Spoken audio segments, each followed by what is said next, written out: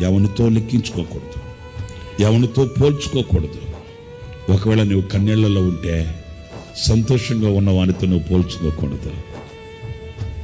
వాళ్ళు సంతోషంగా ఉన్నారే, నేను దుఃఖంలో ఉన్నానే. నో, నీ ప్రత్యేకత వేరు, నీ పిలుపు వేరు, నీ దర్శనము వేరు. నీ కనుల ఎదుట సౌందర్యంగా సమృద్ధితో ఉన్న వాళ్ళని చూసి చాలిన బ్రతుకుతో కష్టాలలో నష్టాలలో ఉన్న నీవు వాళ్ళని చూసి వాళ్ళతో పోల్చుకోకూడదు. వాళ్ళు సౌందర్యంగా ఉన్నారే, వాళ్ళు సమృద్ధితో ఉన్నారే, నా పిల్లలకి నేను పుష్టికరమైన ఆహారం పెట్టుకోలేకపోతున్నానే, వాళ్ళతో లెక్కించుకోకు.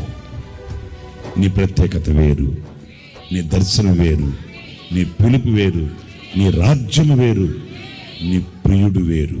అంతే. ఆ ప్రత్యేకతని కాచుకోవాలి. Download ShareChat.